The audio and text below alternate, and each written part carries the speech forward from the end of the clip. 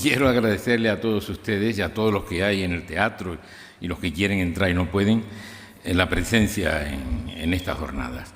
Y agradecer, lógicamente, a la Fundación Cajasol, que es quien lo organiza, a su presidente Antonio Pulido, a Arturo Pérez Reverte y a Jesús Vigorra, que organizan. Ya es la tercera vez que vengo, y esta vez además he venido por doble, porque el primer día estuve conversando con una escritora francesa estupenda y gran amiga, que es la señorita Debré, la señora Debré, y tengo además la fortuna también de que me ha tocado hablar hoy con doña Ana Pastor, que, como ustedes han apreciado, es una política tranquila, es una persona que habla con sencillez, pero que pone el corazón en lo que dice. Yo he tenido ocasión de participar en algunas actividades a las que ella me ha invitado y he quedado muy gratamente sorprendido de su forma de ser. Si ustedes hacen una encuesta a la gente preguntándole directamente, ¿tú eres monárquico o republicano? Así, de primer momento, la mayoría dirá, yo republicano. ¿Por qué? Porque en principio la gente piensa que es más racional elegir a los dirigentes políticos que no heredar los puestos en razón de la familia, de la sangre.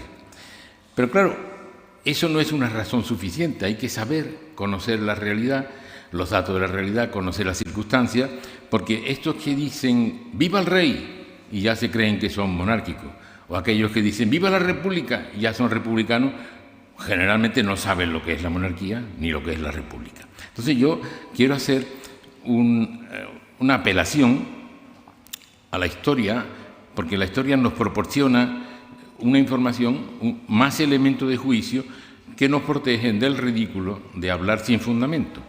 Para lanzar brindis al sol ya están los demagogos que ocultan su ignorancia detrás de los gritos y las banderías. Como el tema es el debate monarquía-constitución en los 3 siglos, yo voy a intentar aportar a través de cómo ha sido el debate en estos 3 siglos, no solo en el momento actual, para armarnos de sabiduría respecto de qué ha representado la monarquía para España, qué ha representado la república para España. Ustedes saben que España en el siglo XVI era la potencia más grande del mundo, pero que pronto eso empezó a cambiar.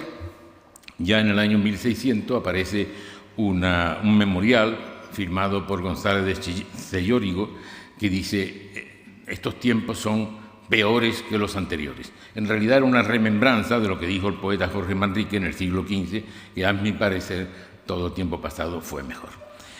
Entonces la palabra que empieza ya en 1600 a correr por España es la palabra decadencia, y efectivamente se produce una gran decadencia. Y hay una frase que viene a contraponer eso cuando dice, si España quiere resucitar, es preciso que se apodere de ella un formidable apetito de todas las perfecciones. Tiene que cambiar en todo. Eso lo dijo la España invertebrada, son las conclusiones que hizo Ortega y Gasset hablando de los males de la sociedad española en 1900 y sobre los posibles remedios. Entonces los obstáculos que se han alzado en el devenir de España como nación contemporánea arrancan de lejos, arrancan de entonces. Son problemas crónicos de la sociedad en los últimos siglos, estos 3 siglos a que hace referencia a este debate, producto de la intolerancia, de la incomprensión, del fanatismo, del desprecio a la modernidad y de condicionamientos socioeconómicos. Las claves de lo que se ha venido denominando la transición española hay que buscarlas en primer lugar en aquellos obstáculos seculares que se alzaban ante el devenir histórico del país. Se buscaba, es verdad, construir un Estado moderno, rematar la revolución burguesa siempre iniciada y nunca terminada. Se hacen diversos intentos, es verdad, pero son intentos, esfuerzos individuales, elitistas o de grupo que no calan en el conjunto de la sociedad española, que no alcanzan el nivel de conciencia colectiva. Es como si los arbitristas o los hombres de la Ilustración se perpetuaran ya en pleno siglo XIX y en el siglo XX en un vano empeño academicista, generoso y torpe por asentar unos hábitos, por decretar unos ideales sin tener en cuenta el poder de unas estructuras arcaicas y que estaban bien arraigadas en el entramado social de la nación. Entre otras razones, la modernización del Estado, cuya misma forma de gobierno, monárquico o republicano, es cuestionada por unos y por otros, esa modernización no se llevará a cabo por persistir una dialéctica de hostilidad y desconfianza entre los principales actores del reparto, entre los detentadores reales del poder político y las capas liberalizadoras, entre las oligarquías retardatarias y una burguesía reacia a asumir su propio papel. Entre gran parte de la Iglesia y los intelectuales, entre el poder dinástico y las fuerzas sociales en ascenso, entre un pasado en descomposición cuyos zarpazos eran temibles y un presente combativo y utópico que aún no acierta a abrirse camino. Es lo que se ha dicho, se ha llamado siempre las dos Españas, o si se prefiere, una España contradictoria que aún no ha encontrado su síntesis definitiva.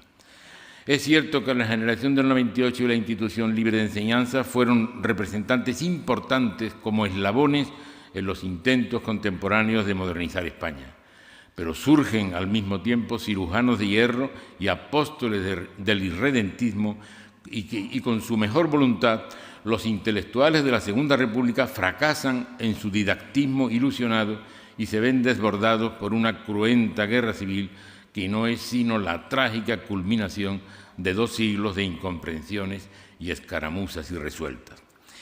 Y hacían constituciones, pero eran constituciones que no tenían una expresión real de voluntad popular, no plasmaban en su articulado el consenso, ni siquiera el reflejo de las diferentes fuerzas sociales, y por tanto eran constituciones que no servían, que no duraban. Fíjense que cuando hoy algunos están pidiendo que esta Constitución, algunos dicen que ya es una Constitución vieja porque tiene 43 años, la estabilidad que ha dado esta Constitución es verdaderamente insólita en la historia de nuestro país. Se hicieron constituciones en 1808, en 1812, en 1834, en 1837, no reformas, hablo de constituciones completas, en 1845, en 1852, en 1856, en 1869, en 1873, en 1876, en 1929, 1931 y año 1978 la Constitución que hoy tiene ya 43 años de vida. No eran instrumentos de trabajo para la modernización definitiva y eso justifica, eso explica la crisis permanente de la legitimación del poder. Nunca estaba legitimado el poder. Aquí se nos plantea el debate que ha habido durante 3 siglos en la dicotomía o el dilema monarquía o república.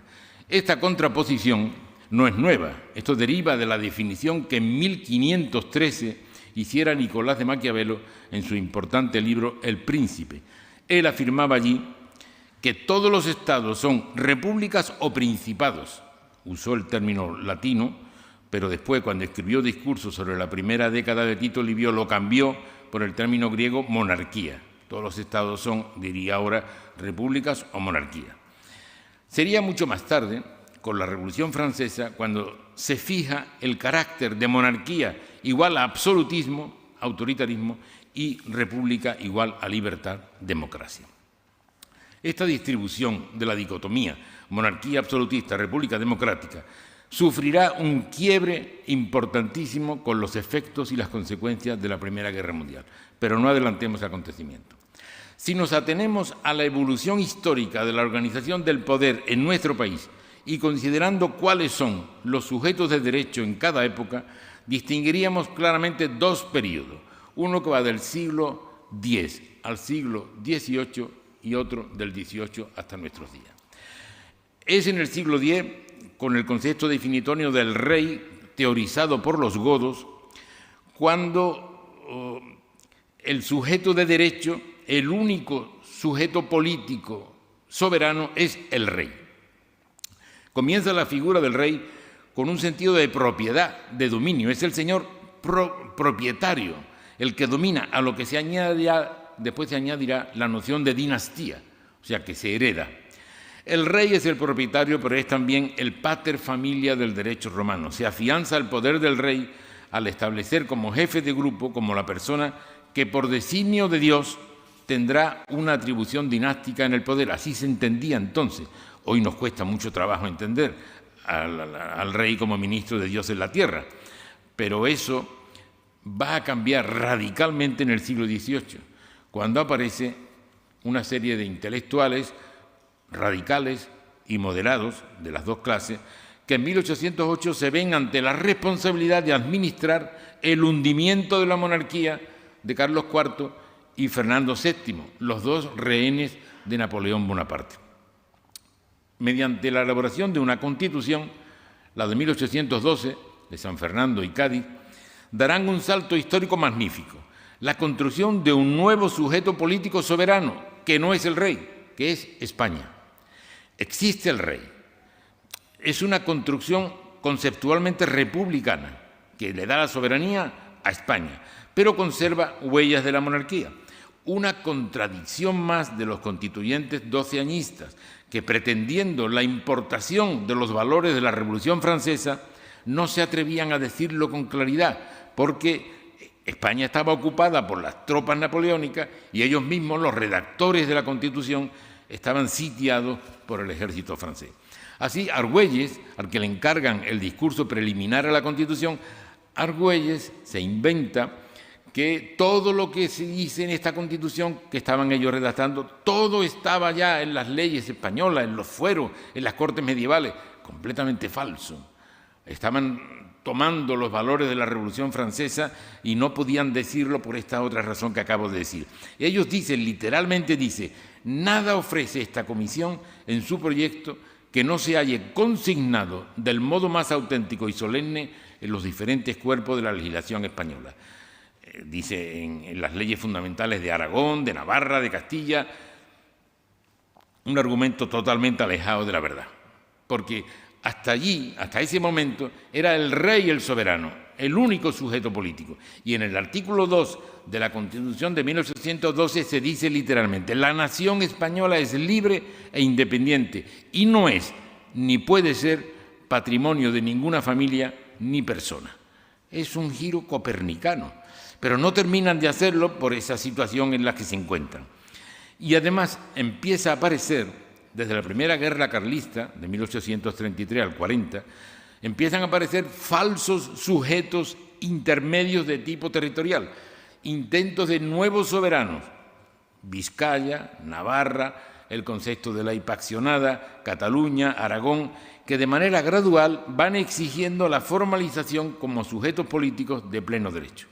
Situación que no fue atajada en aquel momento y que aún hoy arrastramos en dificultades en la conciencia de la soberanía de España, explotadas por fingidos sujetos falsamente milenarios a los que se atribuyen derechos imposibles. Retomando el hilo histórico, tras Fernando VII, la entronización de Isabel II habrá de abrir el camino que principie la posibilidad de la reivindicación republicana. Es la propia reina la que va a abrir esa posibilidad. El 30 de septiembre de 1868 cruza Isabel II la frontera camino del destierro. Acaba de ser destronada por el liberalismo radical acaudillado por los generales Prim y Serrano. Isabel II, que de niña había sido la bandera enarbolada por los constitucionalistas, por los defensores de las libertades, frente a los carlistas partidarios del absolutismo, ahora será derribada y expulsada por una coalición del liberalismo apoyada por parte del ejército. Y es que la reina había ido derivando hacia posiciones políticas retrógradas, dejando de ser la representación de la entidad española, excluyendo primero a los progresistas, después a los unionistas y por último a los moderados, para acabar entregando el gobierno a la pura reacción. Lo que no había conseguido el tradicionalismo en el campo de batalla, las tres guerras carlistas, lo consiguieron los elementos clericales mediante intrigas palaciegas, Sor Patrocinio y el padre Claret. Fue la actitud de la monarquía la que fue favoreciendo el pensamiento republicano en España. El largo periodo que va desde 1812 hasta la restauración de 1874, es una continua guerra civil entre los terratenientes aliados de los residuos del absolutismo y la burguesía, entre la tradición y el poder de los negocios. Son los obstáculos que impiden la construcción de un Estado moderno: el trono, la espada, la cruz y las grandes fortunas agrarias, es decir, el rey, el ejército, la iglesia y las grandes fortunas agrarias. Se suceden los pronunciamientos, las guerras del norte contra los carlistas, la represión, las crisis ministeriales. Estos conflictos no cesan hasta llegar al pacto entre las clases dominantes, el pacto del Pardo de 1885 entre Cánovas y Sagasta, el llamado turnismo. Le toca a este partido, le toca al otro partido y se van jugando y no dejan entrar a nadie más. Y se unen en ese pacto, ¿por qué? Porque empieza a surgir, a partir de la Revolución de 1868, la clase obrera organizada. Y ante el temor de ese ascenso de un nuevo actor político, ellos se unen. La Revolución de 1868, la gloriosa o septembrina, para expulsar del trono a Isabel II, instala un gobierno provisional que proclama el sufragio universal, la libertad de prensa y de asociación, y que se abstiene de pronunciarse sobre la forma de gobierno. No dicen si es monarquía o república, con lo cual abren un paso a una posible alternativa republicana. Se celebran cortes constituyentes que ratifican los decretos del gobierno provisional y elabora una constitución, la de 1969, con un legislativo muy poderoso y un ejecutivo muy débil. La Cámara opta mayoritariamente por la monarquía, de una manera muy mayoritaria, dice la monarquía, pero rechaza la continuidad de la dinastía borbónica. Entonces encargan al general Prim que recorra el mundo buscando un príncipe para que sea rey de España. Fíjense el procedimiento que utilizaban entonces la monarquía. Entonces este príncipe va a ser Amadeo de Saboya. Pero precisamente estaba Amadeo de Saboya desembarcando en Cartagena cuando su protector, el general Prim, sufre un atentado mortal. El reinado de Amadeo I será desde enero del año 71 a febrero del 73, 2 años. Fue el primer intento de una monarquía parlamentaria que dependía del Parlamento, que se saldó con un fracaso. Duró 2 años llenos de problemas y enfrentamientos. Se sucedieron 6 gabinetes ministeriales, incapaces ante el conflicto de Cuba, la guerra carlista y el malestar social. El 11 de febrero de 1973, Amadeo I abandona el trono con una carta de despedida que dirige a las Cortes y que da idea cabal de la situación de España. Leeré algunos párrafos, pequeños párrafos. Decía Amadeo I cuando se marcha: grande fue la honra que merecí de la nación española eligiéndome para ocupar su trono, honra tanto más apreciada por mí porque sabía que estaba rodeada de dificultades. Creí que la corta experiencia de mi vida en el arte de mandar sería suplida por la lealtad de mi carácter y que hallaría poderosa ayuda en el amor de los españoles hacia su país. Pero piensa él que estaban todos deseosos de poner término a las sangrientas y estériles luchas que hace tanto tiempo desgarran sus entrañas. Y continuaba: conozco que me engañó mi buen deseo. 2 años que ciño la corona de España, y la España vive en constante lucha, viendo cada día más lejana la era de paz y de ventura que tan ardientemente anhelo. Si fuesen extranjeros los enemigos de su dicha, entonces al frente de estos soldados, tan valientes como sufridos, sería el primero en combatirlo. Pero todos los que con la espada, con la pluma, con la palabra, agravan y perpetúan los males de la nación, son españoles. Todos invocan el nombre de la patria, todos pelean y se agitan por su bien, y entre el fragor del combate, entre el confuso y atrenador y contradictorio clamor de los partidos, entre tantas y tan opuestas manifestaciones, me es imposible atinar cuál es la verdadera y más imposible todavía hallar el remedio para tamaños males. Y termina diciendo: estas son, señores diputados, las razones que me mueven a devolver a la nación la corona que me ofreció el voto nacional. Inmediatamente que es aceptada la renuncia, las Cortes proclaman la Primera República Española, que duraría desde febrero de 1973 a diciembre de 1974, 1 año y poco, cuando el pronunciamiento del general Martínez Campos dará lugar a la monarquía. Pero una república que durará nada. Se proclama esa república con ¿cuántos votos? 218 votos a favor y 2 votos en contra. O sea que la nación en aquel momento, en la representación del Parlamento, era absolutamente republicana. Pero ¿qué repúblicas hicieron? Había unas grandes divisiones entre los llamados intransigentes, centristas y moderados. Un continuo de debates estériles que hizo gritar a su primer presidente, Estanislao Figuera, en un consejo de ministros. Y perdonen la grosería, es la historia. Señores, ya no aguanto más. Voy a serles franco, estoy hasta los cojones de todos nosotros, decía el presidente. Poco después, estando el presidente Figuera dando un paseo por el Parque del Retiro, se acercó a la estación de Atocha, se subió a un tren y no se bajó hasta llegar a París. No volvió. Se podría pensar que era una repetición de lo que hizo Amadeo de Saboya. Huyó de la monarquía y este hombre huye de la República. El primer intento republicano de la historia de España fue una experiencia corta y caracterizada por inestabilidad social.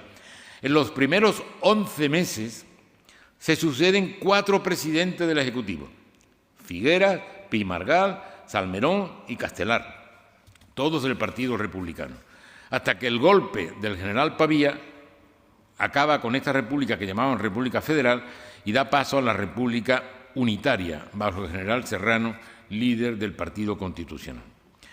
La Primera República estuvo marcada por 3 conflictos armados: la Tercera Guerra Carlista, la Guerra de Cuba y la sublevación cantonal. Y ojo, 32 ciudades o pueblos se declararon independientes: Sevilla, Cartagena, Cádiz, Málaga, Almanza, Torrevieja, Motril, así hasta 32.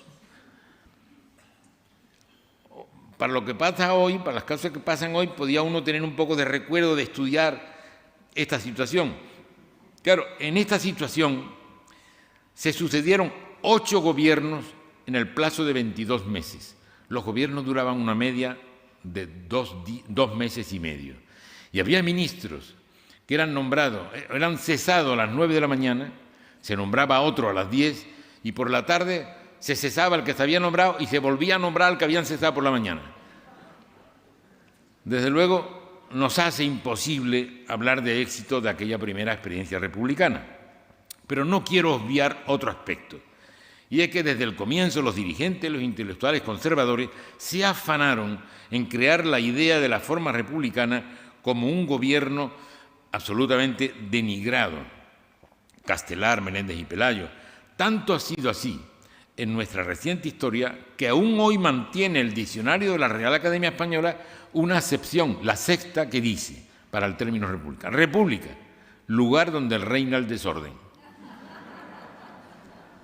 Desde entonces el término república ha estado manchado por el desorden y la inestabilidad, lo que sería exacerbado durante la dictadura del general Franco, pero entonces referido a la Segunda República. Llegaremos a ese momento histórico. El golpe del general Martínez Campos cerrará la primera experiencia republicana de la historia y pasa a la restauración monárquica en la persona de Alfonso XII, hijo de Isabel, que había sido desterrada.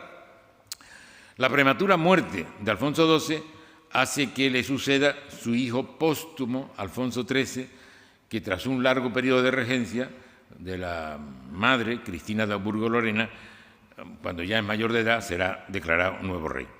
Y Alfonso XIII siguió los mismos pasos de su abuela.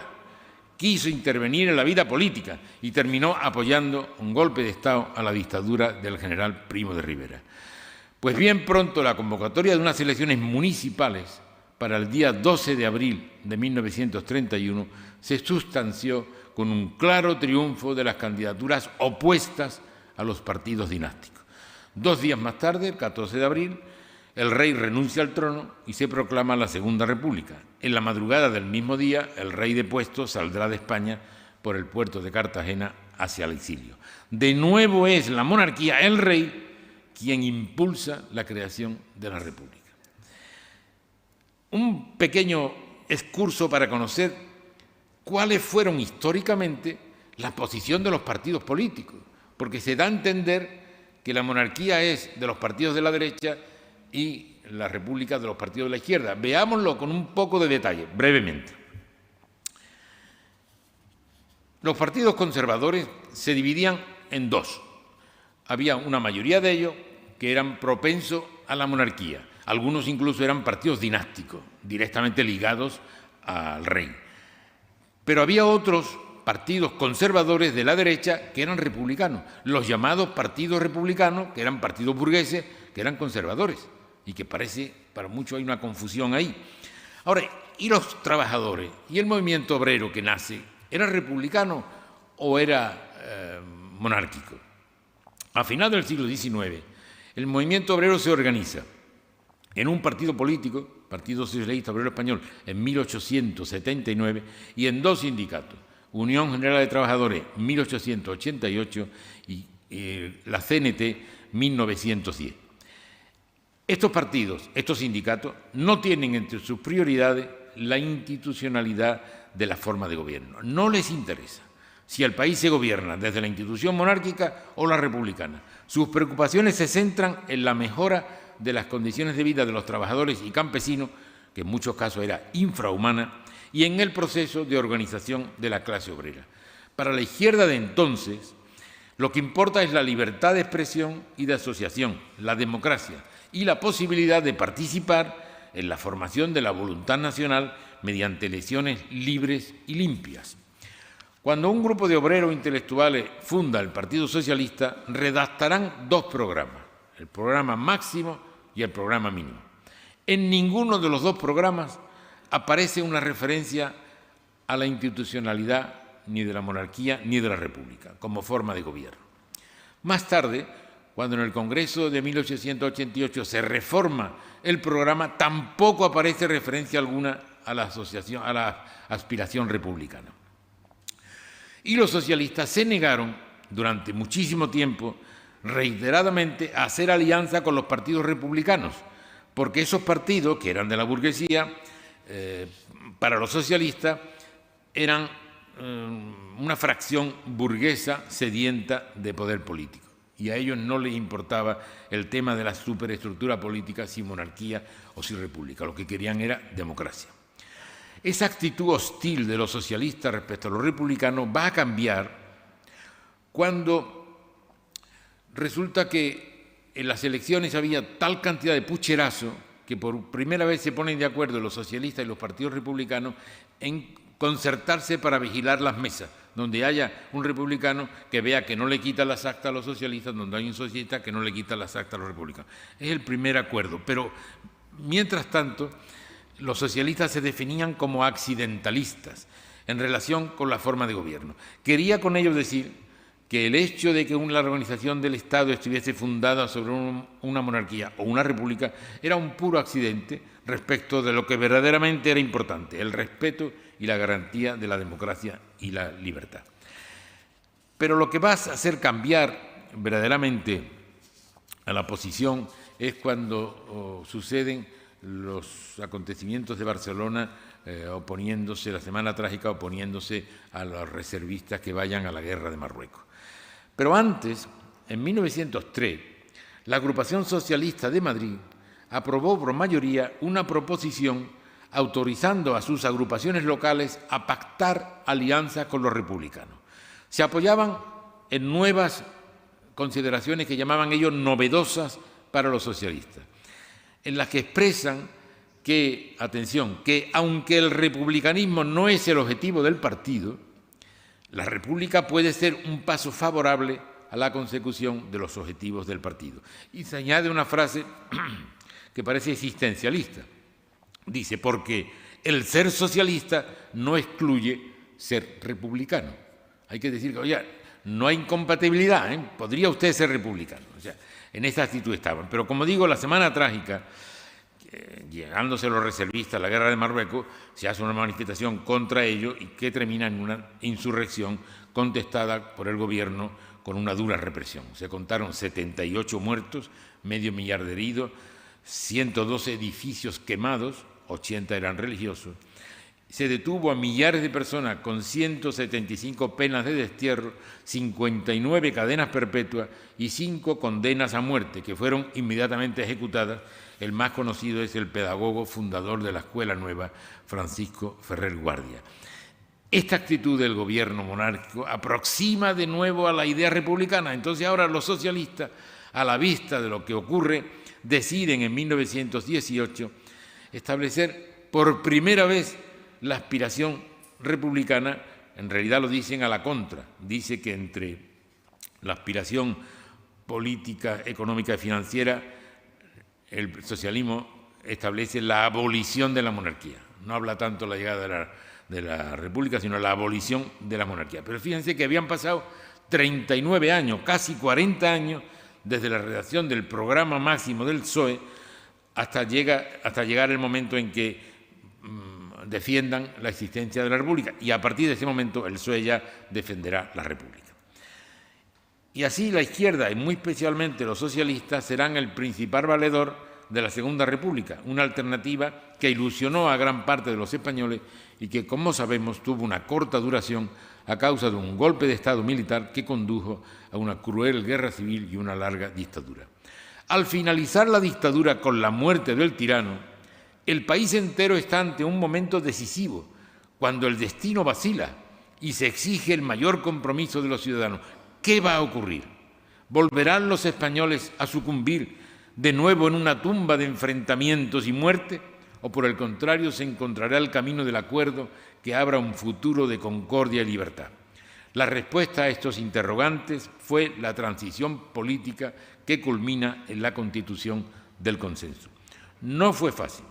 Hubo que resolver problemas que durante siglos habían producido inestabilidad política, violación de los derechos humanos y graves injusticias sociales. Uno de los asuntos que los constituyentes tuvieron que enfrentar fue la forma de gobierno, monarquía o república en la Constitución. El golpe de Estado de 1936 había sido perpetrado contra el gobierno de la República. 40 años después, al recuperar la democracia, ¿cuál era el régimen que debía establecerse? ¿La república como continuidad histórica o la monarquía instaurada por el dictador mediante la ley de sucesión de la jefatura de Estado del 47? Las elecciones del año 1977 llevó a la Cámara de Diputados a 12 partidos. De esos 12, solo 4 existían durante la República, es decir, antes de la dictadura. Solo 4. El Partido Socialista Obrero Español, el Partido Comunista de España, el Partido Nacionalista Vasco y Esquerra Republicana de Cataluña. Parecía que estos 4 partidos reivindicarían por razones históricas y por principio la forma de gobierno republicana. No fue así. El borrador de Constitución que redactó la ponencia establecía en su artículo primero, párrafo 3, la forma política del Estado español es la monarquía parlamentaria. Solo un grupo parlamentario, el Grupo Socialista, presentó un voto particular en defensa de la República como forma política del Estado. Ello provocó fuertes tensiones y una presión permanente para que ese voto particular fuese retirado antes de ser sometido a votación. El grupo proponente fue acusado de irresponsable, demagogo y oportunista. No se quiso ver que si la Cámara de la Soberanía Popular no sometía a debate y votación la forma política del Estado, monarquía o república, la institución que obtendría el apoyo de la Cámara no estaría legitimada, no obedecería a un mandato democrático, sería rehén de la ley de sucesión ordenada por el dictador. El debate que se produjo fue un debate muy interesante porque se ve ahí cómo en España durante siglos se había estado discutiendo cómo era la forma de Estado. En defensa de la República, para establecerla en la Constitución, habló don Luis Gómez Llorente, que explicó las razones que justificaban la presentación. Decía que al asumir este Parlamento la expresión de la soberanía del pueblo, no puede ignorar el replantearse todas las instituciones básicas de nuestro sistema político, también la jefatura del Estado. Y decía, no ocultamos nuestra preferencia republicana, incluso aquí y ahora, pero sobrados ejemplos hay de que el socialismo en la oposición y en el gobierno es compatible con la monarquía cuando esta institución cumple con lo más escrupuloso respeto a la soberanía popular. Finalmente, terminaba así, señoras y señores diputados, una afirmación que es un serio compromiso. Nosotros aceptaremos como válido lo que resulte en este punto del Parlamento Constituyente. No vamos a cuestionar al conjunto de la Constitución si lo que resulta es lo contrario de lo que venimos a defender.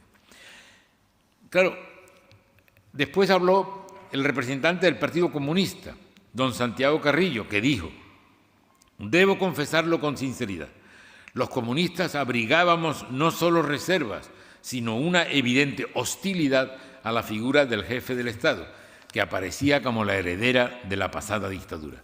Pero después, en el proceso de cambio, hemos ido viendo que el jefe del Estado ha sabido hacerse eco de las aspiraciones democráticas y ha asumido la concepción de una monarquía democrática y parlamentaria. La realidad es que el jefe del Estado ha sido una pieza clave en el difícil equilibrio establecido en este país y lo sigue siendo. Un partido político como el Partido Comunista, que se propone transformar la sociedad, no puede prescindir de la realidad. Si en las condiciones concretas de España pusiéramos sobre el tapete la cuestión de la República, correríamos hacia una aventura catastrófica en la que de seguro no obtendríamos la República, pero perderíamos la democracia.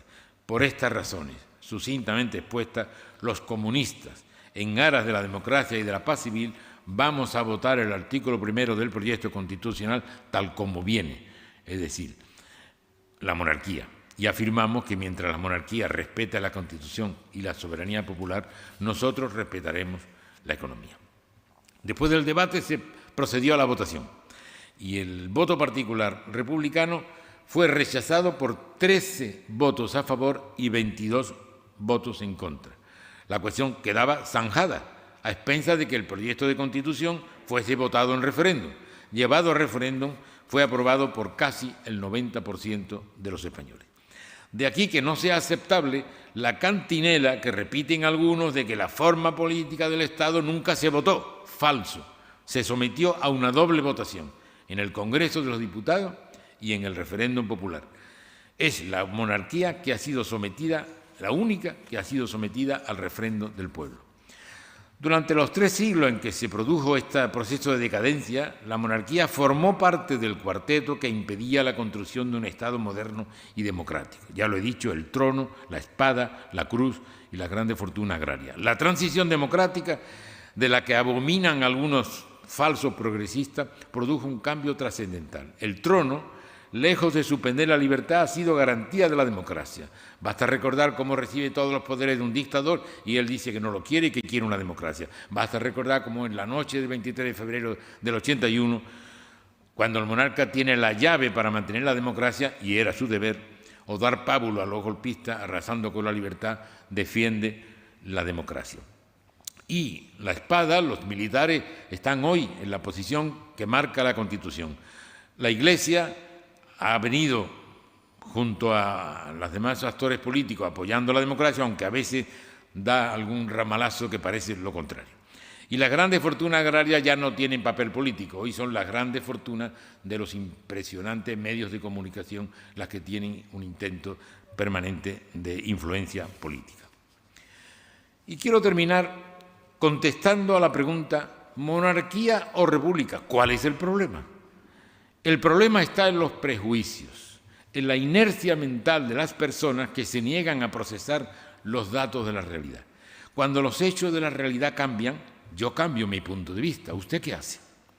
Algunos sostienen que los reyes de la etapa democrática son iguales que Isabel II o Alfonso XIII y saben que no es verdad. Son muchos los que conocen que la monarquía como institución cambió en el mundo con la Primera Guerra Mundial.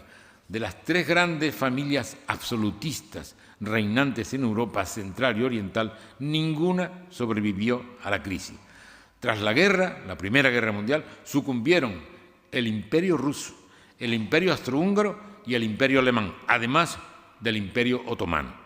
El absolutismo se desmorona y las monarquías que resisten se van adaptando a la democracia, proceso que concluye con la Segunda Guerra Mundial, con unas monarquías que no gobiernan, que solo conservan el poder de representación y símbolo de la unidad del Estado.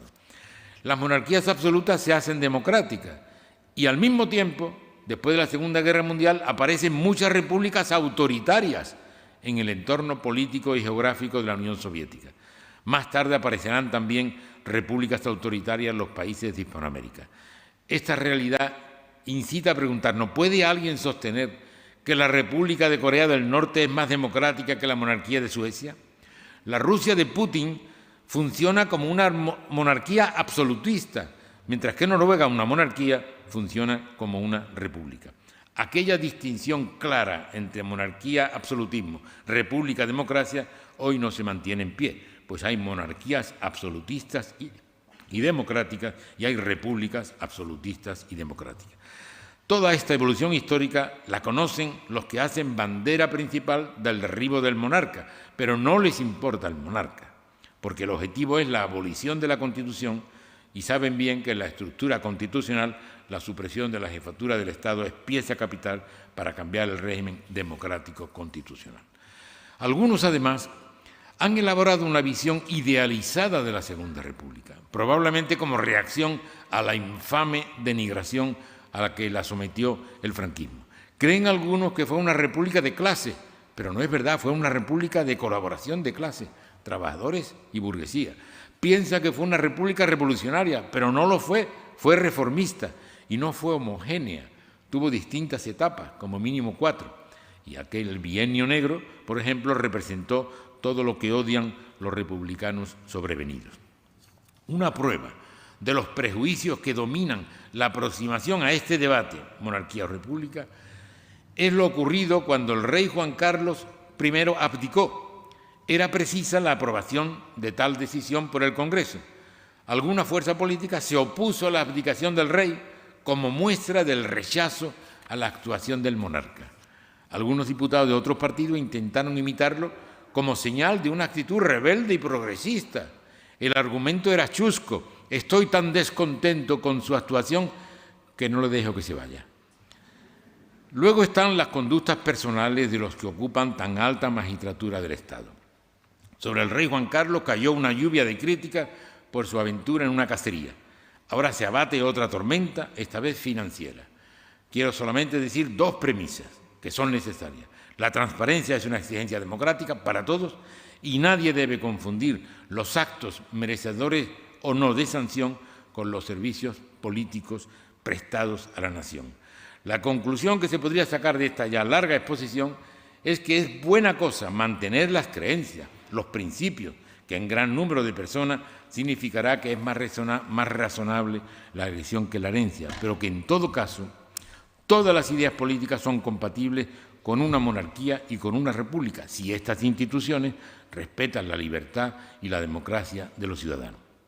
El republicanismo no es otra cosa que reconocer la prevalencia de la ley como garantía de la libertad frente a la arbitrariedad, lo que nos permite pensar que el régimen en vigor en España y que consagra la Constitución de 1978 es una república coronada. Muchas gracias.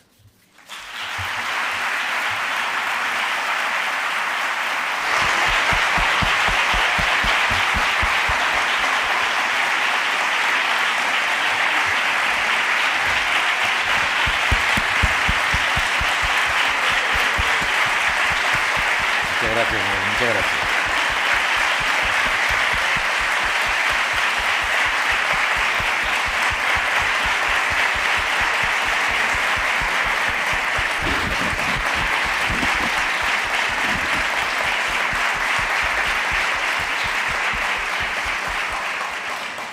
Abrimos el turno de preguntas, no será demasiado largo, pero caben algunas todavía antes de que terminemos. La primera pregunta la tiene Jesús Vigorra.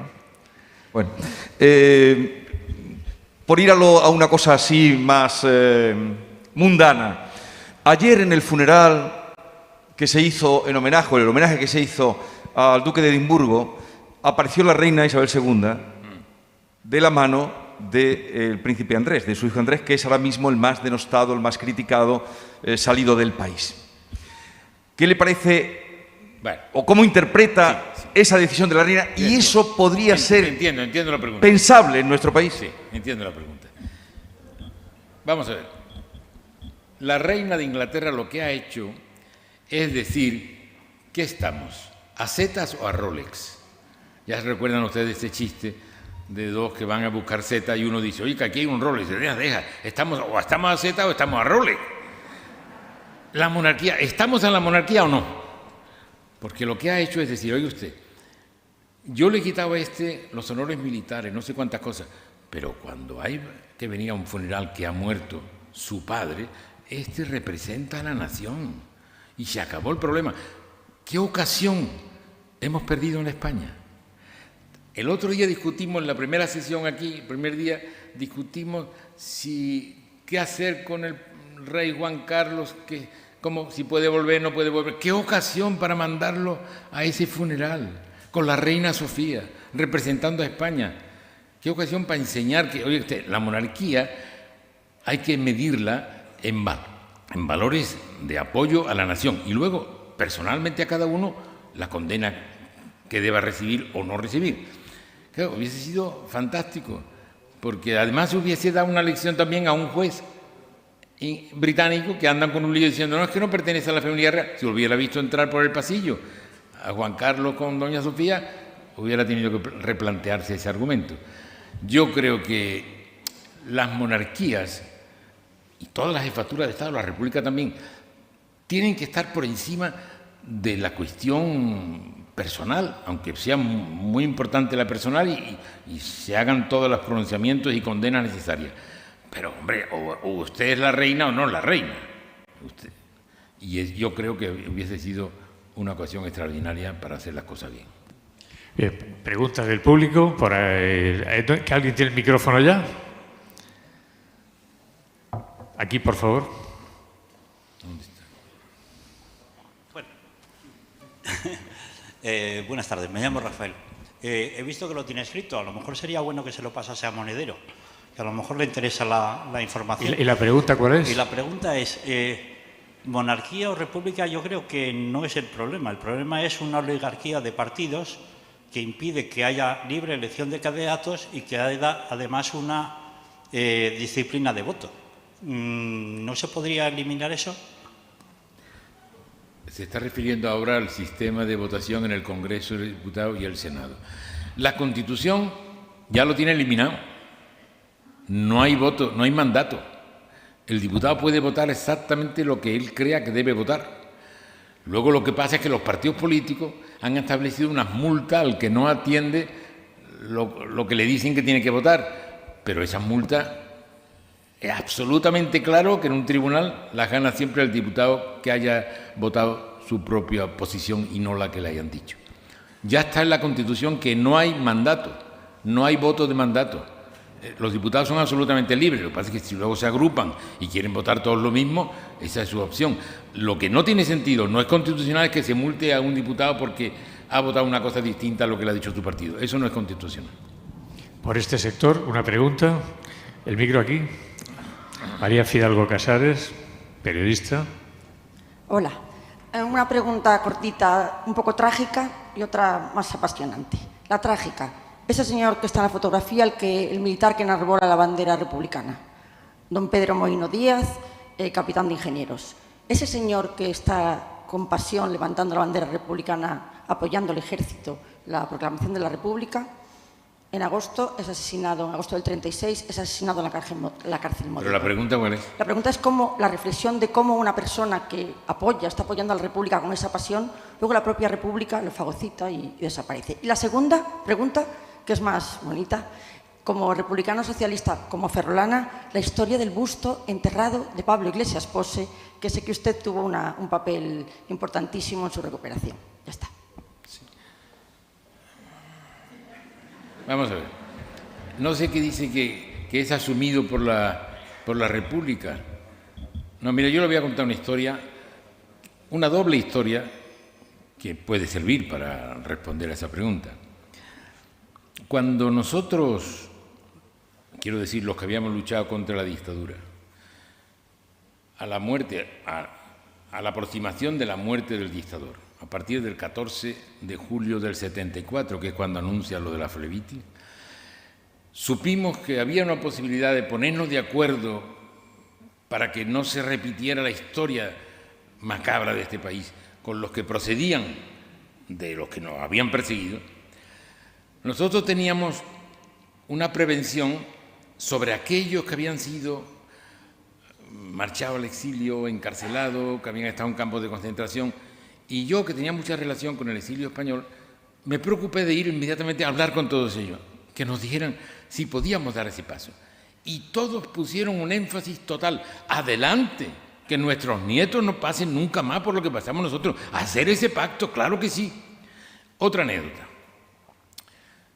Yo en México, siempre cuando voy a México tengo mucha relación con los exiliados, que ya fueron niños, muchos de ellos fueron niños, y ya son personas muy mayores, y hablo con ellos, y un día uno me dijo: nosotros celebramos el Día de la Constitución todos los años. Y yo le dije: ¿qué celebráis? ¿El 14 de abril? Y dice: no, el 6 de diciembre. ¿Cómo es posible? Los republicanos exiliados festejaban el 6 de diciembre. Y yo le dije: hombre, pero yo hubiera pensado que festejabais la Constitución republicana. Y me dijo: pero es que vosotros no os dais cuenta que la Constitución del 78 es la Constitución republicana, que la habéis copiado de la republicana. O sea que ese, y lo otro que me ha dicho que era el busto. Sí, vamos a ver. El papel tiene una vida extraordinaria, los papeles no mueren nunca. Entonces, cuando las tropas del general Franco entran en Madrid, le ponen una bomba al busto que había a Pablo Iglesias, de Emiliano Barral, y se llevan todos los cascotes, porque era una cabeza de Pablo Iglesias y una serie de figuras escultóricas. Se la llevan al Retiro para hacer la valla de la calle Menéndez Pelayo. Entonces, un jardinero y un delineante ven la cabeza de Pablo Iglesias, saben lo que es, entonces llegan de madrugada con unos picos y empiezan a cavar para enterrar la cabeza. Pero la cabeza ya estaba un poco deteriorada porque un falangista llamado El Navaja le había dado con un mazo en la nariz y le había cortado la nariz. Y ellos lo entierran y tienen la paciencia, el delineante, de hacer un mapa precioso de dónde está enterrado, viendo las referencias para que un día se pueda desenterrar. Mientras estaban pasando los falangistas yendo a sacar a la gente a las casas para matarla. Entonces ellos hacen el agujero y al cabo de los años, un hermano del delineante, que había sido diputado socialista, en Toulouse, resulta que tiene el mapa. Había estado en un campo de concentración, sin agua, sin comida, sin nada, pero el plano lo conservó y el plano estaba perfecto. Y entonces me entregó el plano y yo durante años me iba al Retiro, a donde estaba señalado, me estudiaba el plano en casa, me iba al Retiro a ver si yo veía una protuberancia, pues saber dónde estaba aquello, porque yo no me atrevía a hacer nada porque lo iban a coger, lo iban a destrozar. Hasta que hay un cambio en el municipio, la primera vez que se hacen elecciones en el 79, el alcalde que hay nombrado durante la dictadura se va a presentar, tiene que dimitir y deja allí a una persona desconocida, y entonces es el momento oportuno. Yo hablo con él que quiero abrir un agujero y vamos para allá y lo encontramos. Todo el mundo dijo: hay que restituir la nariz. Y yo le dije: no, eso forma parte de la historia de este país. Y entonces la figura está sin la nariz. Después hicimos 3 copias a las cuales ya le pusimos naturalmente la nariz porque estas no habían sido destrozadas. Y esa es la historia, que coincide además con unas elecciones municipales, con la campaña electoral. En realidad, ¿qué viene a decir? Que las dictaduras pueden triunfar, pero solo temporalmente. Pasado el tiempo, las dictaduras caerán, todas las dictaduras caerán. Entonces, esa figura que habían intentado destrozar, que habían roto en parte, pues llegará un día en que volvió a salir y hoy pues está en la sede del Partido Socialista. Bueno, estamos llegando al final, queda espacio nada más para 2 preguntas, una por este sector. ¿Alguien tiene micrófono? ¿No? Pues pasamos a este otro. ¿Alguien? Allí, por favor.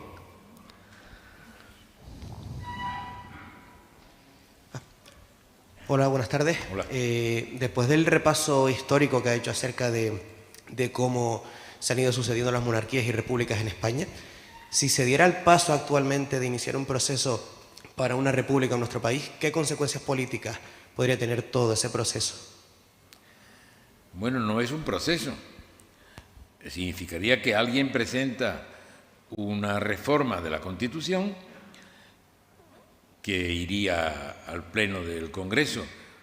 Hoy día no saldría, no prosperaría de ninguna manera. Aquí se han hecho preguntas antes a Ana Pastor sobre la reforma de la Constitución. Yo soy partidario de hacer reformas en la Constitución, pero no soy partidario de hacer una reforma de la Constitución. Es una diferencia. No reformar, no hay necesario un proceso constituyente en España, sí es necesario conveniente algunas reformas en la Constitución. Por cierto, una de ellas, lo citaron antes, el artículo 57 que da preeminencia al hombre sobre la mujer a la hora de la sucesión. Yo creo que habría que cambiarlo, pero nadie nunca plantea el artículo 58, que es una discriminación contra el hombre, porque dice que la que casa con el rey es reina, el que casa con la reina es consorte de la reina. Podríamos cambiar los dos artículos, pues nunca oigo el 58, fíjense. Entonces, lo que usted llama proceso es presentar una enmienda de reforma constitucional que, tratando de este tema en los artículos, es de la reforma fuerte, es decir, tiene que haber 2/3 de diputados de acuerdo, tiene que disolver la Cámara, elegir nueva Cámara, elecciones legislativas, y en la nueva Cámara otra vez conseguir los 2/3. O sea, es difícil. Es rígida la reforma constitucional.